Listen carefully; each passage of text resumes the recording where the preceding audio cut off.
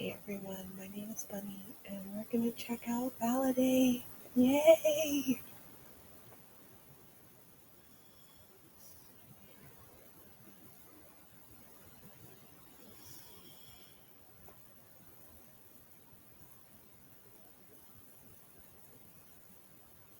This is my first time loading it up. Malik Peterson, Inaya Safi, Amari Abdi, Isabel Morgan, Yolanda Cersei, Ari Cooper, Anuki Wonderball, Ashley Cole, Catherine Pina, Alonzo Davids, Keaton Navarrete, Rocky Harrison, Big Small Snug. Hey.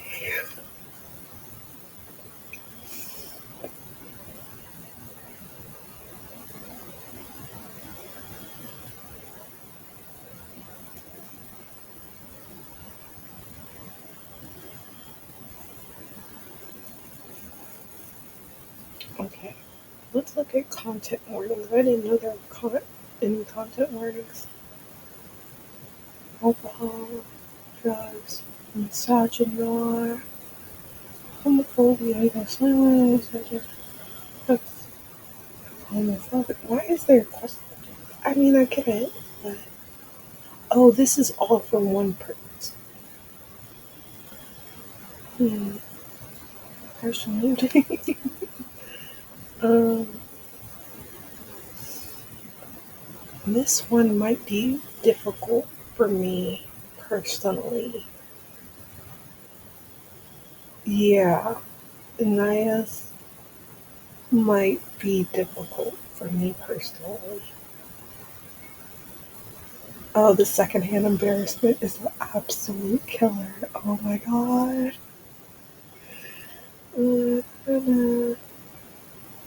I think I can handle all of them, but Anaya's has me like,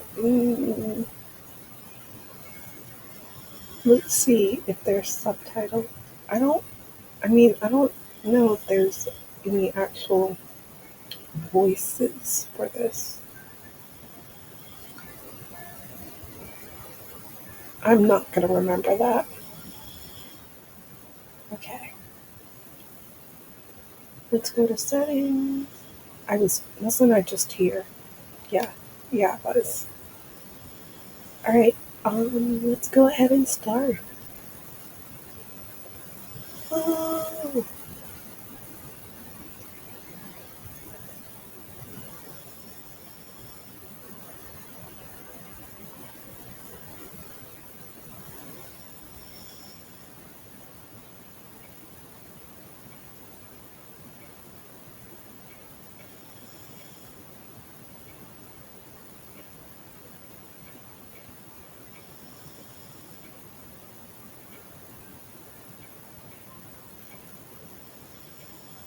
do I have to play as him?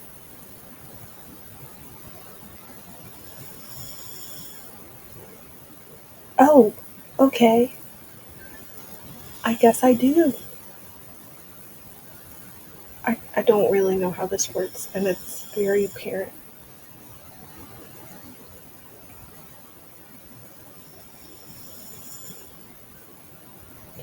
Oh,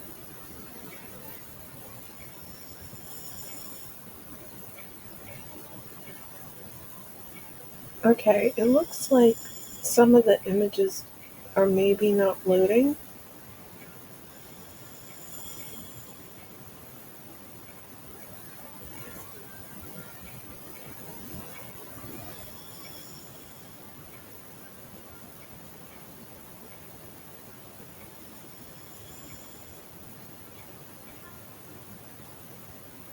Oh, are these the only two available to me?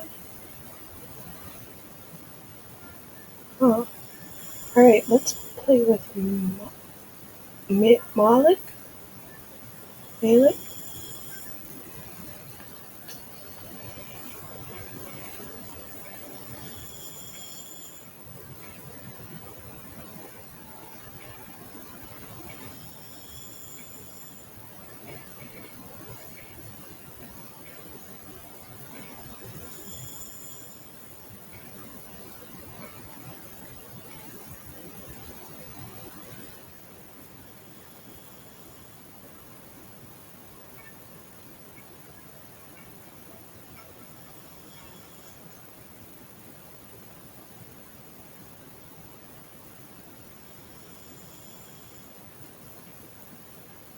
Thursday evening closings are always the best because you know you never have to work the next day. You already set your own schedule being the manager of this fine establishment. Your boss always complimented you on how well you ran this place while keeping it somewhat clean. You don't value your job and you do the bare minimum to get by, but you somehow bullshit up to the point where people can't tell that you're bullshitting. That is a major win for you.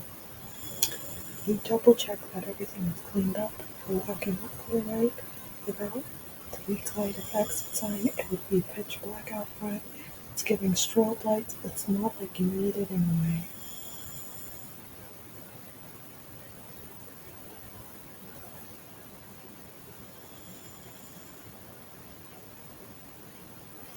You know this place like the back of your hand, navigating through the darkness to the back entrance with your bag slung over your shoulder. You slam the door shut before making your way to your car. The parking lot lights illuminate the path towards your car, then in your car, and then to parking lot with the front lights side. You glance over and see a few cars scattered near the bar. Your feet stop as you ponder grabbing a drink before you head out. Driving under the influence is probably not the best idea. You've already got a bottle of getting at home with your name on it. You do have tomorrow off, so you think you can drink on the weekend without feeling too much guilt. Besides, you haven't had a chance to work on music all week, and sipping on doing something hurt anymore. You keep it moving. You're fine. You dig it out of your pocket to see you things they can pass you this late. You can't be the big shot because you always have that man. No disrespect to the homies, but your phone is too busted to handle all those notifications. You do manage to check it out every few hours, even while at work though. It's Alice, baby mama number 2, texting you. You really want to do nothing more than put your phone on Do Not Disturb and head to your car, but she knows where you live, work, and hang out with your homies, so you decide it's better just to hear her out. Hey, you mind watching Rhea tomorrow? I got a concert tomorrow evening. Alice Brown, rapper, Malik's ex-girlfriend and mother of Rhea Patterson. You sigh, scratching your back of your neck as you think of a response that won't get you in trouble. You two just made up not too long ago. The last thing you need is a passive-aggressive Alice. You already lost a few followers from the last Twitter fight you two had. You ultimately decide to wait a bit. She's the type to go back on her word if you don't respond. You finally make it to your car, struggling to get the keys in the keyhole to unlock it. Fuck. Is it jammed? No fucking way. Every time you just want to get into your ride and head home, it's always got to pull some shit like, never mind. You just have to twist it just right to get in. Your car is old. You know you could afford to get a new one. But there was something special about Gina, something nostalgic, almost like magic. She was your first purchase without the help of your parents. You'll get one before the winter hits because you're unsure if this one can last another round of snow and the bullshit that Mother Nature likes to throw at your seat. What? You start your car waiting for it to warm up as you pull out your phone, and to no surprise, Alice has sent a few more texts. I know you saw that. Man, please, please, I just need this one, please. I'll pick her up on Sunday. I'll work on Saturday. Take her to your mom's house. She must really need this. And it's not like your mom would say no, but honestly, you need to spend more time with Rhea. You did promise you would take her out to see some new princess movie she's been going on about. Fine. But if you subtweet me again, we're going to have issues. I promise. Can you pick her up tonight? I gotta get in the zone. The homie told me some label people are gonna come to the show and I gotta get on my shit. You sigh, dropping your phone into your lap and grabbing the aux cord. It only takes a moment to adjust a few settings and pull up the bound, bound cloud app. You don't realize how exhausted you are until you finally sit down. Your head rolls back to the rest of the space behind you as you think it over. You're always going to say yes because you can never say no to Alice. After all, she's the woman you consider your first love. And Rhea, the daughter you always wanted, but Alice had different plans. She didn't want to be a mother after Rhea was born, and her rap career started picking up. And you grew jealous and began fighting with her over the smallest things. Ever since then, your relationship has been on a melting iceberg, and one of these days it's going to dissolve, leaving you both drowning. Rhea wasn't your first child, but she was the first one you felt a connection to. You know that's fucked up. It is. It's very fucked up. God. Sorry. I was in the zone of reading, but God, that's fucked. God, my dude. Anyway, you know that's fucked up to admit, but it really is the truth. Maybe because she was a product of everything you always wanted. A child to whom you loved, and even though she was an accident, you still cherished her like she was meant to be here. Or at least you tried to. You're focused on other things, making music that will bring you money and fame so you can give her the life she deserves, so you can give your mother a second chance at life on her own without the shittiness of your father. But Alice had the same dreams. She wanted fame and she deserved it too. She could I just choked on that word. She could wrap circles around the majority of Bound Cloud rappers and deserved every hit she got. And she loved Rhea. You could never call her a bad mother. But she was obviously focused on her career more than her child, and you both realized that both of you can't focus on your careers and a child, so you took the back seat for her while she built herself up. Yeah, sure, I'll be there in 10. Thanks. I'll make it up to you, I promise. Oh? Boy, you better sit down. Don't get your hopes up too high. Damn. She replies, but you don't bother looking, knowing her. It was probably a witty remark of a bunch of emojis. The thought of it makes you smile, sitting up straight as you pull off in the direction of her apartment. I wonder how you save in this game. I don't know if this is the back button. Oh, there it is.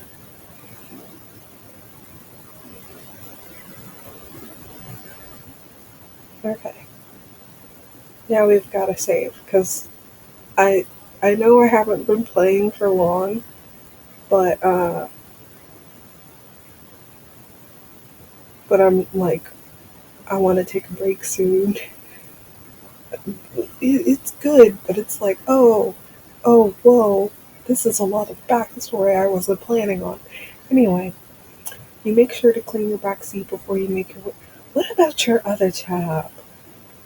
This makes me want to say, boy, bye. Like, you got two kids. Anyway, anyway, you make sure to clean your back seat before you make your way up to the front foot of her door. You used to have a key, but she took it from you the last time you got into it, and you never bothered to ask for it back. Instead, you throw her a quick text and lean against the railing as you wait. Rhea Patterson. Oh, look at the baby. Oh, she's in preschool still. She's a literal baby. Oh. She opens the door. Rhea's sound asleep against her shoulder. You know Rhea's about to grow out of her booster skin anyway, but you're gentle as you take her from Alice and place her in it. You take a moment to make sure she's situated and still asleep before locking the door and making your way back up the steps. Alice is staring at you with admiration written all over her face. For a moment you feel like you're 20 again, taking her out on your first date. Aw, that's kinda sad. She used to get so excited whenever you pulled up to her parents' house bouncing out with a new CD in her hand, tumbling into your car, and kissing you like she hasn't seen you in years. That was back when you two were young and dumb, Not a worry in this world. Well, besides your mother not liking her, but that's a memory you'd rather not think of. Someone's happy to see me. She doesn't speak properly, spacing out again. You reach for the overnight bag in her hand, slinging it over your shoulder with a quick glance to your car to make sure Rhea is still sound asleep. You nervous? Yeah, fuck. She hugs you, and you have to adjust the bag over your shoulder to turn the embrace, your eyes closed as you allow yourself to enjoy this despite it being a few years since you two broke up. You still have love for her, every woman you tried to find her in, but couldn't succeed. Damn, son.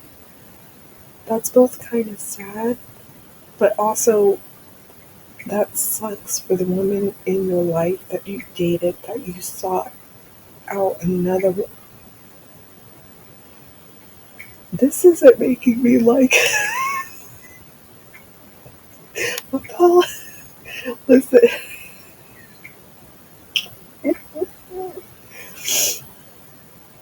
An tolerance for men is. No, he's just going through it. This is a game where it says struggling singles. He's a struggling man. You got to do it for the people. Okay. Oh, this art is really nice. You're the one to pull away, and even then, her arms still cling around you, and you have to force yourself to set the bag down to properly hug her, pressing a kiss to her forehead. Oh man, what if this is the one? What if this is my big break? Then it's your big break. You've always wanted this, haven't you? Yeah, but you feel her chest heave against your own. Your hand moves to rub it back. What about her? It's not like you can take her of her all by yourself. She's right, but it still hurts to hear. We both knew you weren't going to be a father, much less a father of two, and she knew you and your other baby mama, Tara, weren't on good terms either. You pull away, turning your attention towards the car as you speak. Becoming famous doesn't absolve you from being a mother. You can't use my own words against me, Malik. I told you the same thing when I found out I was pregnant. She did, and ever since, you've been taking a life a bit more seriously, making sure you have enough money to take care of yourself and your two kids in case anything happens. Music was just a side hustle that you hoped would make you successful one day, and if it did, well, you would still be a father of two, even with a successful music career.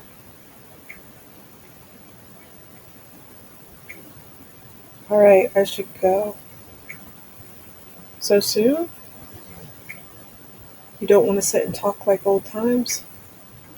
It's late. The one thing you hate about Alice is how quick she is to turn on you.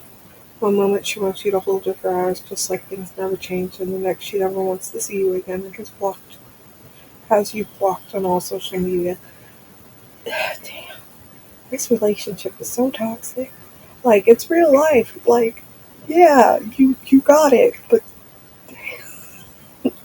hey, um, and despite wanting to sit on the steps listening to the distant car horns and light chatter from the neighbors, it's nearly midnight and you should probably get some sleep yourself.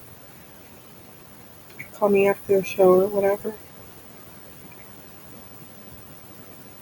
Yeah, I will. Girl, make up your. It's easy for me to say, girl, make up your mind. Like, love isn't easy, I guess. But I'm like, Anyway, she looks upset, but you can't really do anything about it. Well, you can, but you just don't want to. That's fair. It may be selfish. Blah, blah, blah. It may be selfish of you, but you have things of your own you want to do, and you're unsure how much time is left before your body shuts down on you. Yeah, that's totally fair.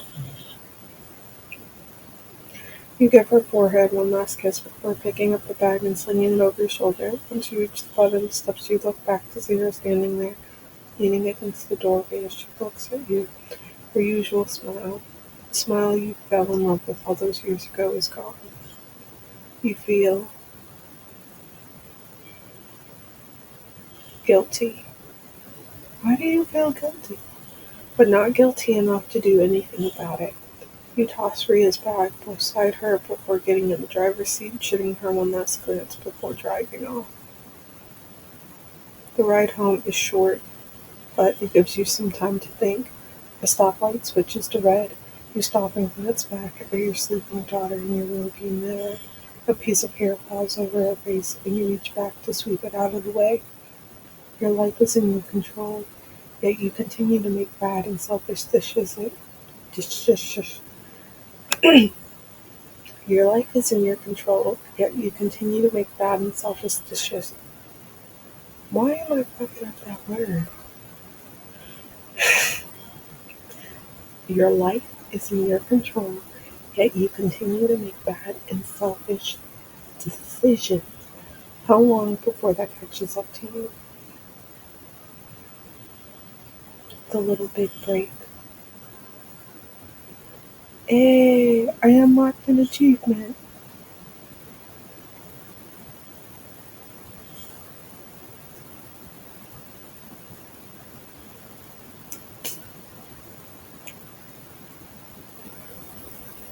Do I not get any information on Yolanda?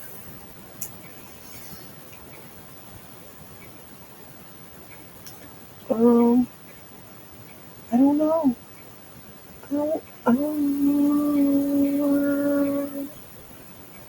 I kind of want to see what else there is, but I don't, I don't know. Where's the save button? Where'd it go? This would be the perfect place to stop. Ah, um, you know what? No.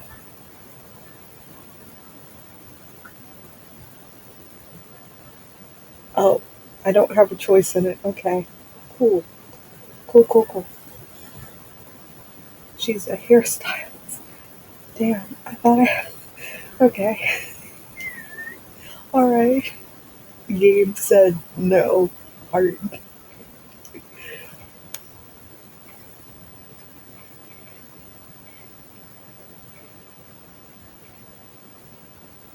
Maybe I can pause after this and I'll just end it here after it finishes loading, I guess.